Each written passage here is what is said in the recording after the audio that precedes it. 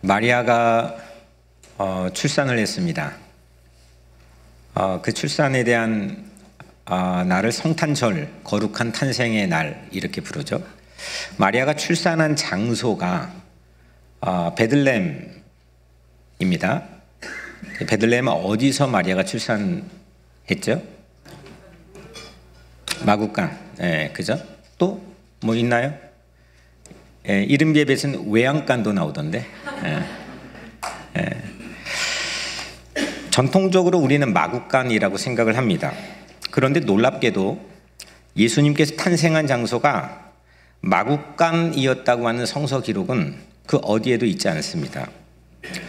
또 그 분만실에 보통 우리 들어온 입구에도 그 자그마한 모형으로 예수 탄생의 모습의 광경을 전시해 놓았는데, 가축들이 있었다고 하는 그 뭐 성탄 카드나 모형이나 여러 가지 많이 있죠. 근데 가축들이 있었다고 하는 그 흔한 정보도 사실 성서에는 전혀 언급되어 있지 않습니다. 다만 구유라고 하는 이 말 때문에 마구간 상상이 아마 생겼을 겁니다. 그 구유도 누가복음 우리가 읽은 2장에만 언급이 되어 있습니다. 3차례 언급이 되어 있죠. 이 누가복음 2장에 3차례 언급된 구유 때문에 마구간에서 예수님이 태어났을 거라고 하는 생각을 인류가 갖게 되었고, 또 거기에는 가축들의 울음소리가 을에 있었을 거라고 의심 없이 믿을 수 있게 되었을 것 같습니다. 마구간이라고 하는 직접적 언급은 성서에 이렇게 없지만, 물론 마구간이었을 가능성도 다분히 있습니다. 오늘 7절에 딱 한 가지의 단서만 성서에 언급이 되어 있는데, 여관에 있을 곳이 없음이러라. 이 여관은 다양하게 우리가 해석할 수는 있겠지만, 우리가 오늘날 이용하는 호텔이나 뭐 그런 여관과는 전혀 다른 의미겠죠. 고고학자들의 도움을 조금 빌려서 생각해 보자면, 당시 유대인들의 생활 구조는 복층 구조가 대다수였습니다. 2층에는 사람들이 생활 공간으로 사용하고, 그리고 그 반 1층은 종종 가축 우리로 사용을 했다는 겁니다.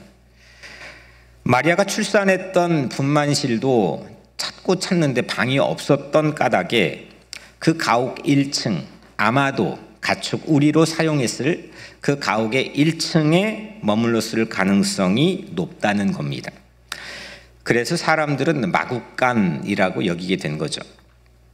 어떤 것이든 굳이 마구간을 이렇게 제가 언급한 이유는 성서에 있고 없고, 그게 맞고 틀리고를 가려내고자 함이 아니고, 성탄에 대한 막연한 우리의 근거 없는 상상을 좀 흩어버리고, 상당히 세속에 물들어 있을 수도 있는, 상업적일 수도 있는 성탄에 대한 상상을, 이미지를, 또 컨셉을 좀 다 흩어버리고 성경이 말하고 있는 성탄에 우리가 한번 집중해 보고자 하는 겁니다. 여기 제 옆에 성탄 추리가 있죠. 이 위에 별이 있습니다. 한번 적어 보실래?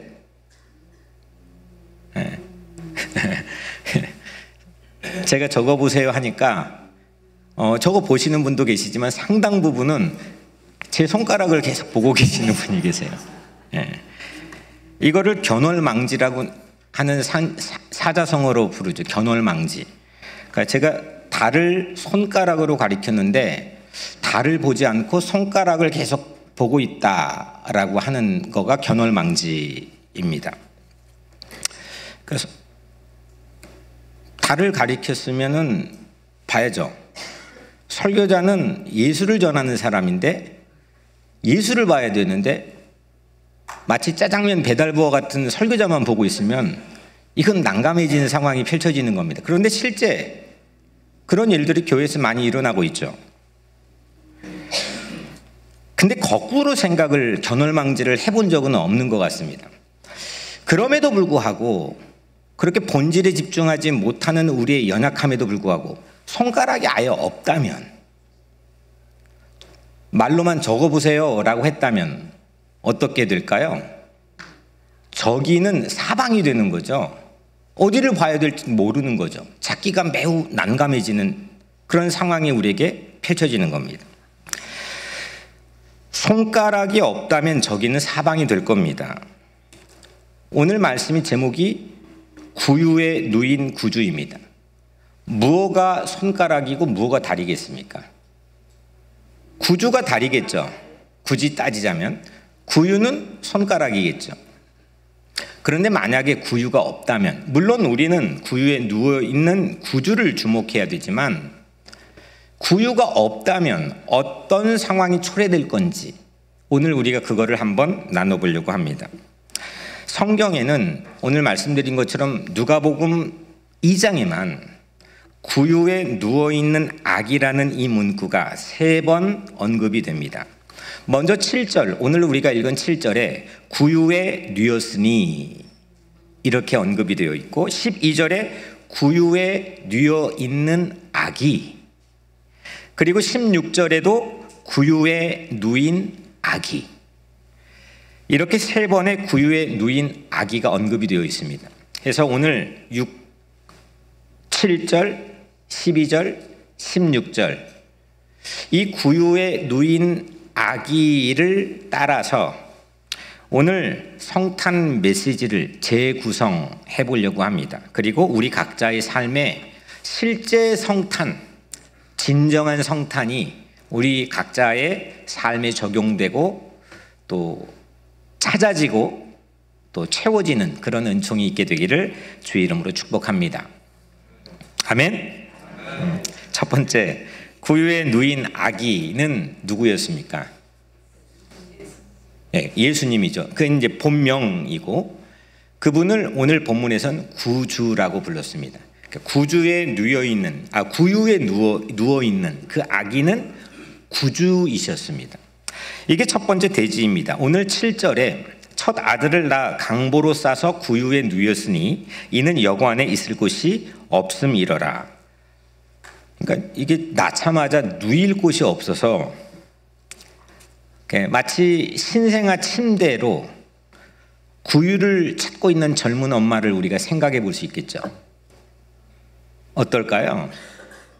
그렇게 신생아를 낳자마자 신생아 침대로 구유를 사용해 본 젊은 엄마를 본 적이 있습니까? 우리 최근 경험자인 우리 최석훈 집사님, 아주 좋은 병원에 제공한 침대 누였겠죠. 상상이 잘 되지 않습니다. 구유라고 하는 거는 헬라어로 판니인데 가축의 여물통입니다. 가축의 밥통인 거죠. 짐승의 밥통, 당시에 가장 사람이 떨어질 때까지 떨어져 밑바닥이라고 하는 그 현실 자체를 대변할 때 이 판니를 많이 사용했습니다. 그러니까 가장 떨어질 때까지 떨어져 버리는 바닥과 같은 그런 자리가 구유인 겁니다. 그 낮은 자리에 우선 구주가 오셨다고 하는 것 자체도 우리에게는 상당히 충격적인 사실입니다.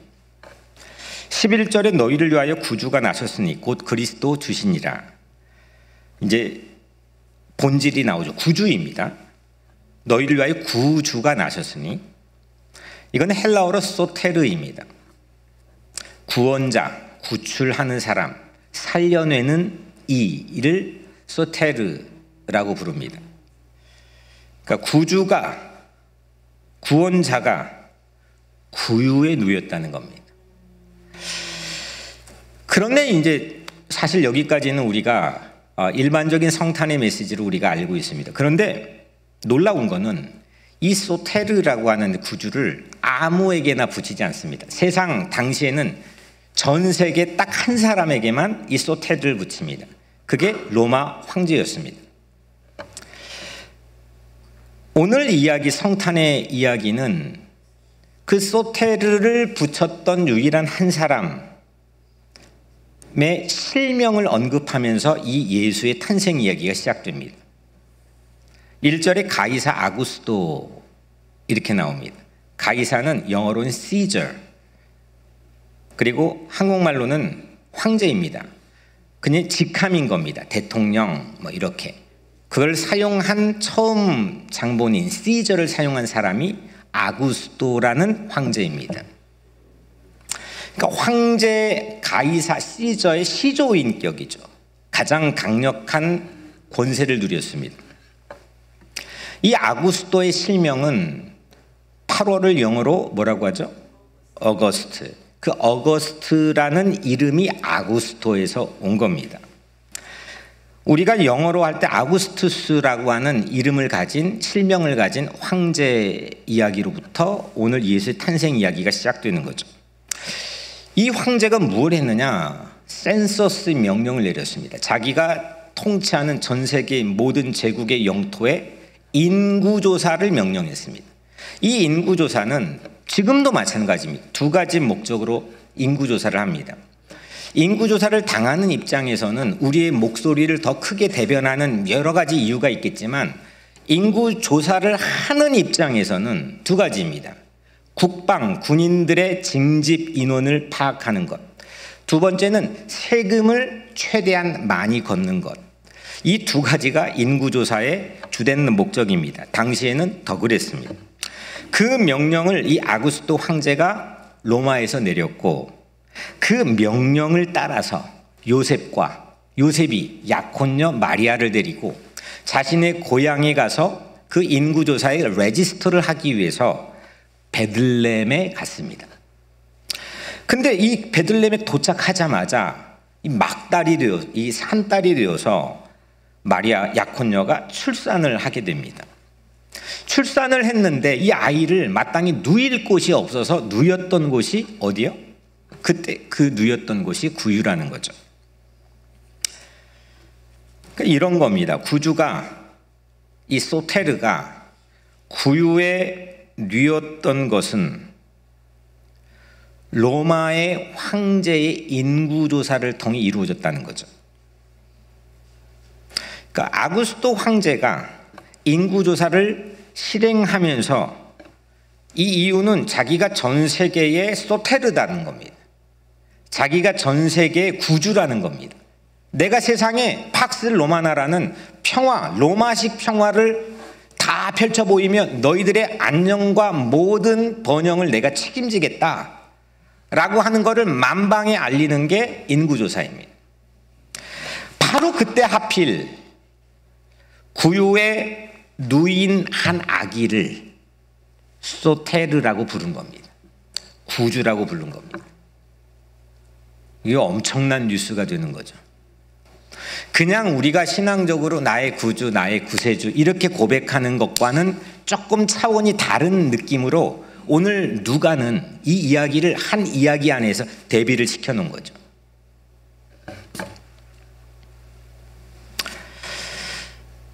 로마 황제의 인구조사가 내려진 바로 그때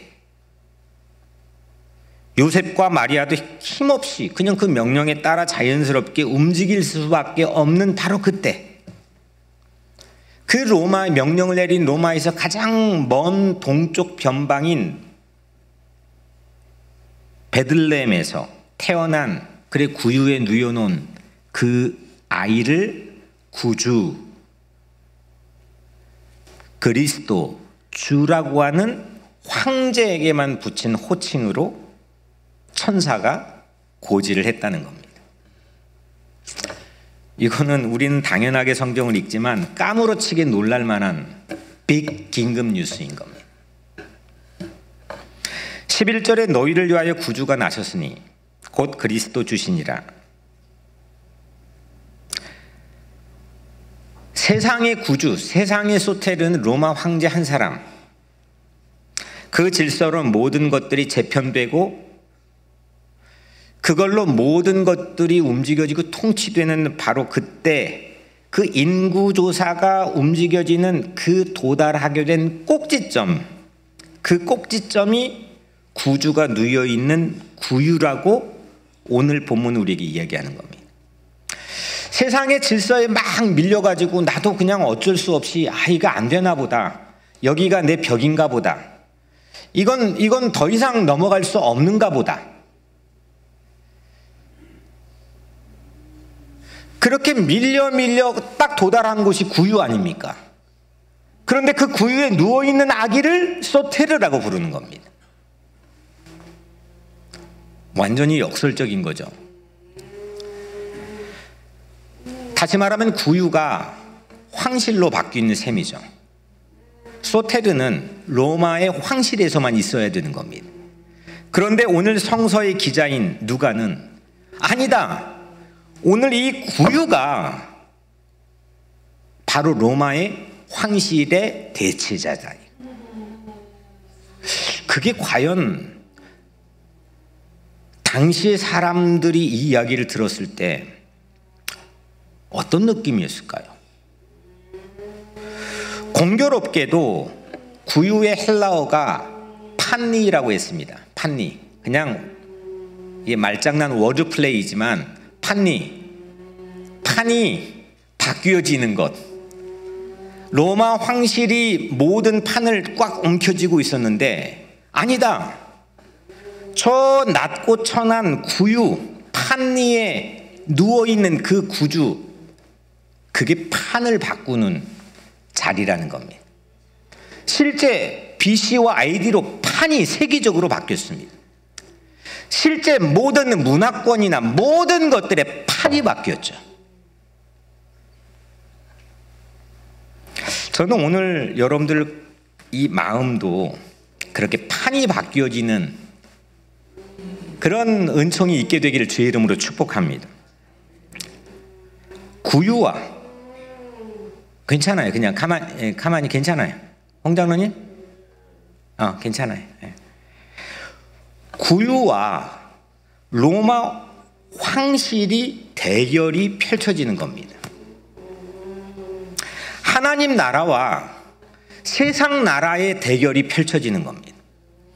그런 긴장감이 우리 각자의 삶에 있는 겁니까? 성탄은 그런 겁니다. 그런 보이지 않는 영적 전쟁이 우리 각자의 삶에 그런 긴장이, 그런 어마어마한 대결이 펼쳐지는 그런 판이 우리 각자의 삶에 있는 겁니까? 그래서 구유는 단지 그냥 짐승들이 밥 먹는 여물통이 아니고 만왕의 왕이신 예수를 통해서 하나님의 구원이 시작하는 그런 무한한 우주처럼 저에겐 느껴졌습니다. 마치 스페이스처럼. 광활한, 끝이 없는, 한계가 없는 모든 걸 엎어버리는 그런 스페이스처럼 저는 그 조그만한 구유가 저에게 느껴졌습니다. 로마 황제의 권력 얼마나 셌을까요? 내 직장에 가장 높이 있는 보스만 해도 세력이 센 건데 모든 세계를 뒤흔드는 가장 정점에 있는 그 황실의 권력이 얼마나 입김이 셌겠습니까?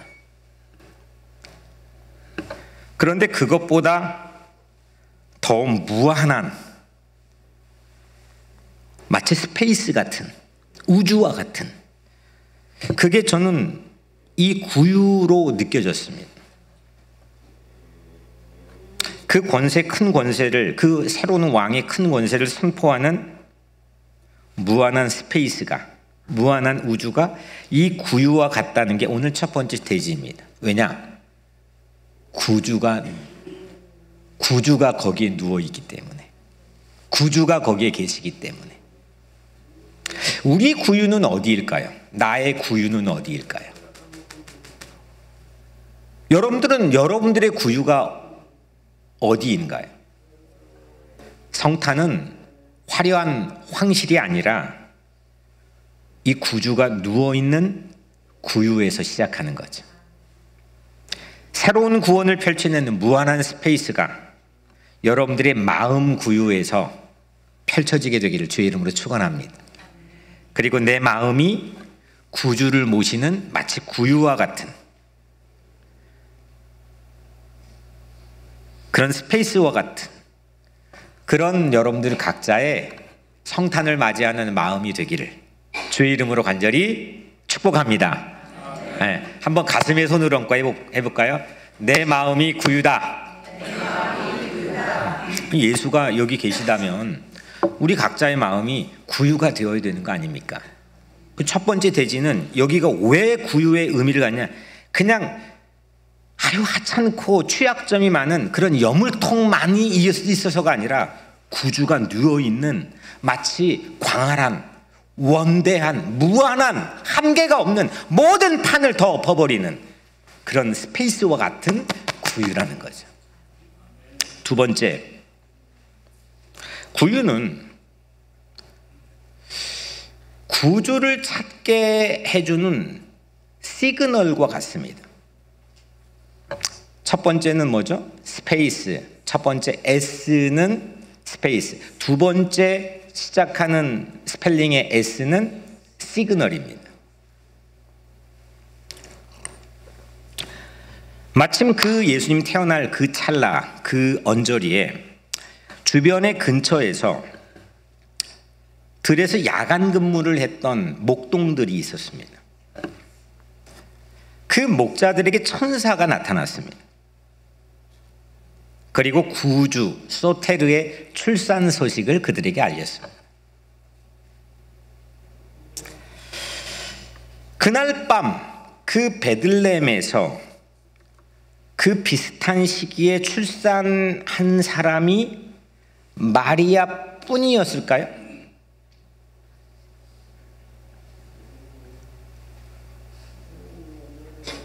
가서 찾으라 그랬거든요. 목자들 보고 천사가.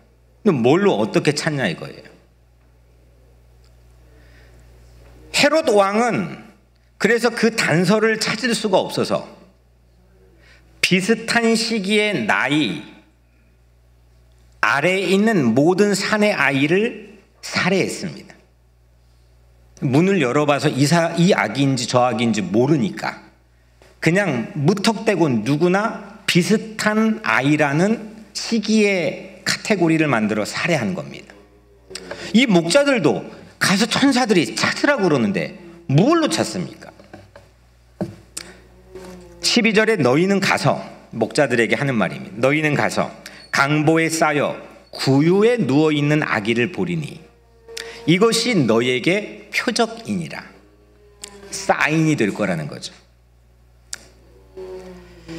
갓 태어난 아들을 눕힐 침대로 구유를 사용했던 엄마는 지금도 본 적이 없지만 당시에도 마리아가 유일했던 겁니다. 그 구유에 누워있는 아기는 그 마리아가 유일했다는 거죠. 그래서 구유는 구주를 만나게 하는 가장 유일한 시그널이 되었던 겁니다. 동방박사의 별이, 동방박사는 별을 따라서 아기 예수가 있는 곳에 갔죠. 마찬가지로 목자들에게 구유는 동방박사의 별과 같은 거죠. 동방박사는 직업이 뭐였냐면 천문학자였습니다. 동방의 학자들이 별을 관찰하는 사람들이었습니다. 우주를 관찰하는 사람들이었죠. 그들은 별을 관찰하면 자기 직업이죠. 발견된 메시아를 가리키는 별을 찾고 그 별을 따라서 구주를 만났습니다. 이 목자들의 직업은 가축을 돌보는 겁니다. 이 목자들에게 구유는 직업용품과 같은 거죠. 그 직업용품과 같은 구유를 통해서 구주를 찾는, 구유는 시그널이 되어준 거죠. 이 의미는 뭘까? 구주 예수를 만나고 찾게 해주는 그 신호, 시그널, 그게 특별한 사람에게만 있는 게 아니고, 멀리 가야만 있는 게 아니고, 뭘 공부해야만 있는 게 아니고, 내 일상에서, 내 평범한 일상에서, 그리고 내 직업에서, 내가 가장 많이 하고 있는 일에서 만날 수 있는 가까운 곳에 그 시그널이 담겨 있을 수 있다는 걸 뜻하겠죠. 그러니까 내 일상에 구유가 있다는 겁니다. 가정주부는 부엌에 있는 시간이 가장 많게 티도 나지 않아요. 뭐 열심히 하는데도 티도 나지 않아요. 근데 우리 시간은 그쪽에 가장 많이 가 있는 거 아니겠습니까? 당연한 것처럼 생각하지만 그 부엌에서 뭐 음식 만들고 치우고 하는 일들로 많은 시간을 수십 년 동안 우리 엄마들은 보내죠. 그 부엌에서 오늘 동방의 학자들이나 그들이 관찰했던 별이 시그널이었다면, 또 이 목자들의 직업 용품과 같은 이 구유를 통해 시그널 사용의 이 구주를 만났다면, 부엌에서 일하는 가정주부에겐 그 안에서 얼마든지 구유가 있을 수, 시그널이 있을 수 있다는 거죠. 구주를 만나게 하는 시그널이. 육아를 하는 사람들, 그 육아에서도 그 시그널, 구주를 찾게 하는 시그널은 얼마든지 있을 수 있다는 겁니다. 직장, 심지어는 많은 시간 누워 있어야 되는 그 병상에서도 구주를 찾는, 구유나 별과 같은 그 구주를 찾게 하는 시그널은 있을 줄로 믿습니다. 그래서 구주는 유일하지만 구유는 다양한 겁니다. 소테르는, 세상은 우리에게 끊임없이 선택을 요구합니다. 너의 구주가, 너의 소테르가 무엇냐? 두세 개를 가지고 있습니다. 미리 히든 카드도 가지고 있습니다. 나를 살려줄 수 있는 게 뭘까? 내가 긴급한 상황에 처할 때 나를 디펜스 해줄 수 있는 게 뭘까? 나의 소테르는 뭘까? 나의 구주는 뭘까? 그런데 우리 신앙 안에서는 only입니다. 유일합니다. 예수 그리스도입니다. 그런데 그 예수가 누워있는 구유는 아주 다양합니다. 누구에게나 공개될 수 있습니다. 그래서 우리는 각자 다양한 시대와 삶의 환경에 살고 있지만 누구나 구주 예수를 만날 수 있는 시그널을 우리는 받을 수 있는 줄로 믿습니다. 구유는 목자들에게 이 말 여물통, 이 가축의 여물통은, 구유는 목자들을 위한 하나님의 친절이자 배려인 셈이죠. 찾게 해주는, 그게 없으면 못 찾는, 헤로드 왕처럼 헤매는, 꼭 예수를 찾게 만들어주는, 구주를 찾게 만들어주는 하나님의 사랑이 구유인 셈인 거죠. 그 구유는 목자들에게는 구주를 찾는 내비게이션과 같은 겁니다. 하나님의 이런 친절과 배려는 우리의 마음을 약간만 오픈해도 우리 주변에 그 시그널은 언제든지 감지가 가능하다는 겁니다. 하나님은 심술궂게 그 구주를 감춰두지 않으십니다. 말씀드린 것처럼 헤롯 왕의 눈에는 보이지 않았지만 목자들은 보였잖아요.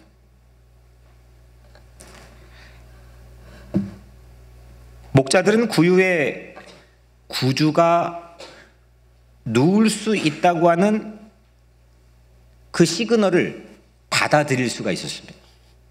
그리고 신뢰할 수 있었고 그 정보를 가지고 찾아갔습니다. 감지했습니다. 영적인 명민함이죠. 그런 1급 정보를 줬는데도 내 시그널이 작동하지 않으면 움직이지 않을 거 아닙니까? 그래서 하나님은 내가 가장 평범하게 다량의 시간이 오픈되어 있는 내 일상의 그 시그널을 그 방법으로 주신다는 게 성서의 대체적인 공통이라고 저는 생각합니다. 그 출산했던 현장에서 가장 멀리 있던 타국의 학자들, 동방의 학자들, 또 현장에서 가장 가까이 바로 옆에 있던 그 근접한 베들레헴 들판의 목동들, 이 두 가지 부류의 사람들이 아기 예수를 찾았던 첫 번째 유일한 두 그룹이었다고 하는, 증인 그룹이었다고 하는 사실이 아이러니하지 않습니까? 가장 멀리 있는데도, 가장 가까이 있는데도 그 시그널을 통해 따라와서 예수를, 구주를, 소테르를 만났다는 겁니다. 거리가 상관없다는 거죠. 구주를 만나는 시그널을 감지하는 데는 어떤 학벌이나 직업이나 그 어떤 것도 제한이 없다는 걸 뜻하는 겁니다. 그냥 내가 있는 그 자리에, 내 있는 모습 그대로 누구도 차별하지 않고, 뭐 목사만 특별하게 목사 더 시그널을 안 줄 수도 있어요. 그럼 내가 내 안에 갇혀 있게 되면 그럴 수 있지 않겠습니까? 그 영적인 명민함을 가지고 내게 있는 삶의 자리 주변의 일상에서 끊임없이 하나님은 천사들을 통해서 우리에게 그런 시그널을 준다는 게 성탄의 깊은 의미 아니겠습니까? 야간 근무를 하던 목자들에게도 드러냈던 시그널이라고 한다면 우리에게 감춰둘 이유가 뭐가 있겠습니까?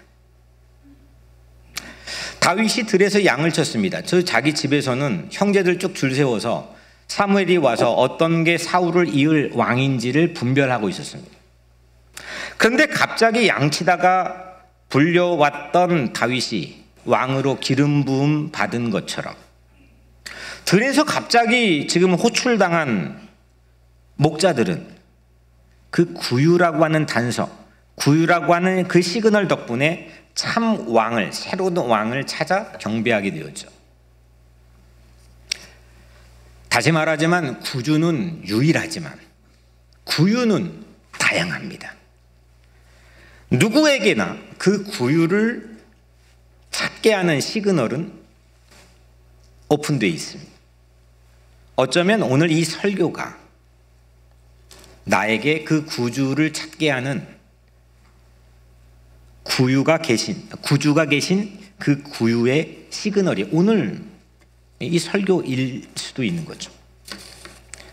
아무쪼록 천사가 이번 성탄 여러분들의 마음속에도 진짜 나의 유일한 소테르, 구주를 찾게 하는 그 구유의 시그널을, 그 전파를 여러분들의 마음속에 주시기를 축복하며 여러분들 모두가 그거에 반응할 수 있는 영적 명민함을 갖게 되기를 주의 이름으로 축원합니다. 세 번째로 구유는 스토리텔링의 원재료입니다. 첫 번째가 스페이스, 구유가 스페이스 우주 같았다는 것. 두 번째가 시그널, 무언가를 가게 만드는 유일한 시그널 전파였다는 것. 세 번째가 스토리입니다. 목자들은 서둘러 구유에 누인 구주를 찾아갔습니다. 성경에 빨리 그 이야기를 듣자마자 빨리 갔다는 겁니다. 그리고 찾았습니다. 그리고 찾고 나서 목자들은 천사가 자기에게 일러줬던 이야기들, 그리고 실제 자기가 지금 보고 있는 구유에 누워있는 구주를 목격한 사실을, 이 이야기를 모든 만나는 사람들에게 이야기를 구성해서 들려줬습니다. 17절에 보고 천사가 자기들에게 이 아기에 대하여 말한 것을 전하니 목자들에게 이 목자들이 등장인물로 등장하는 1차 사명, 목자들의 1차 사명은 구유에 누인 아기를 찾는 겁니다. 그 구주 소테를 찾는 겁니다. 찾고 경배하는 겁니다. 하지만 실제적인 2차 사명은 그 자기가 목격한 체험을 스토리텔링하는, 이야기하는 겁니다. 증언하는 겁니다. 이게 오늘 이야기의 17절 이후에 나온 마지막 부분이죠. 목자들은 가장 낮은 계층의 사람들이었지만 그들이 전했던 메시지는 가장 강력한 이야기, 가장 강력한 증언이었고, 이건 예수가 출산한 직후의 첫 번째 증언이기도 합니다. 이 목자들의 이야기, 기독교 역사상 예수가 출산한 직후의 첫 번째 증언, 이 이야기를 들었던 두 가지 그룹을 오늘 본문에 소개합니다. 18절에 듣는 자가 다 목자들이 그들에게 말한 것을 놀랍게 여기되, 목자들은 만나는 모든 사람에게 천사들이 이 아기에 대해 해준 말을 이야기해 줬습니다.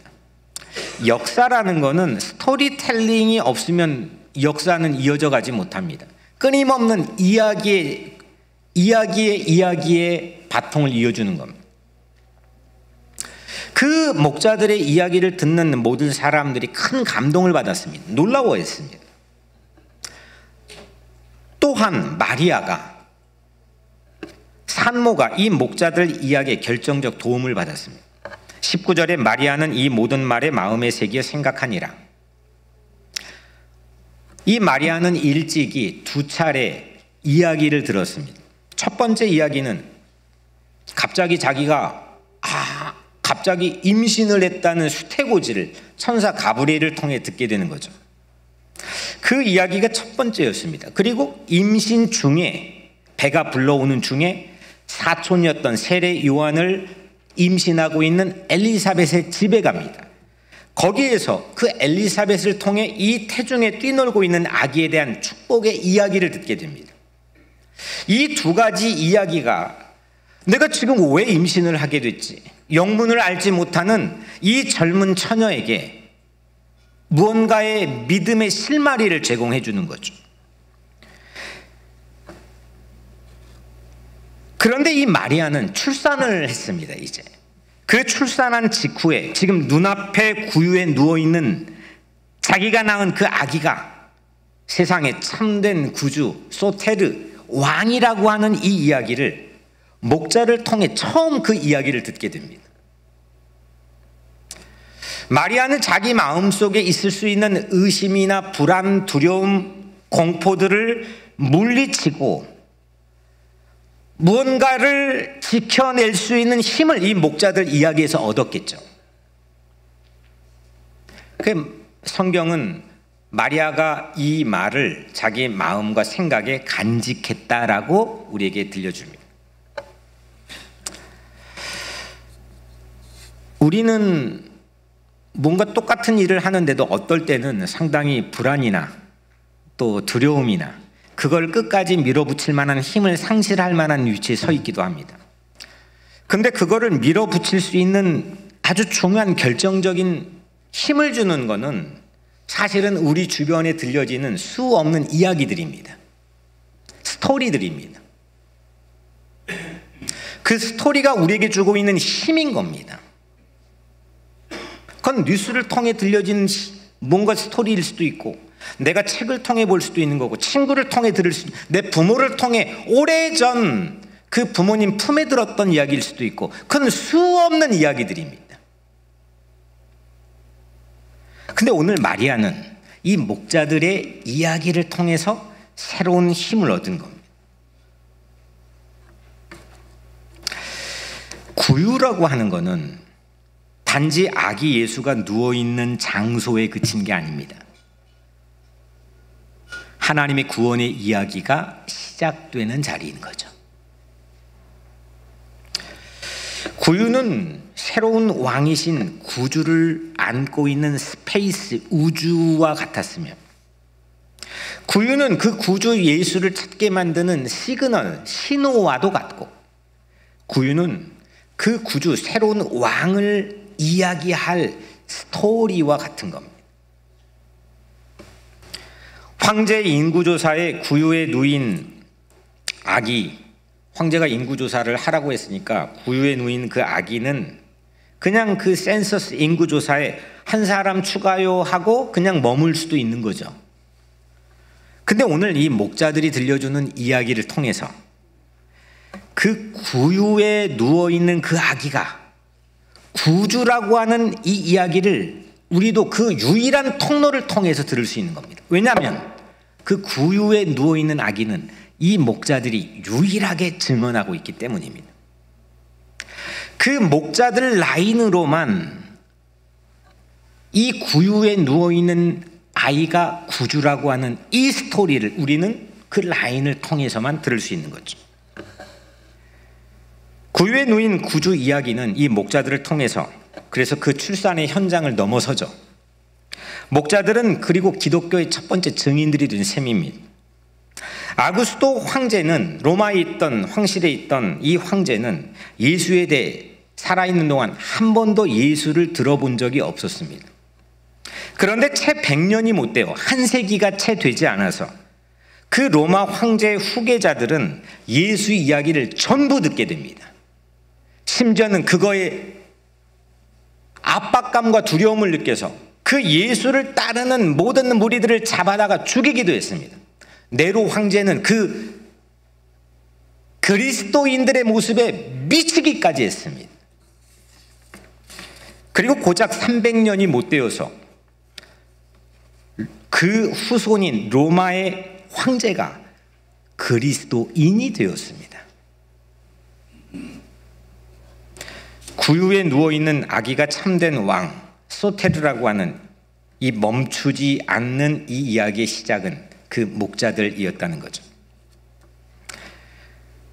3S 스페이스, 시그널, 스토리,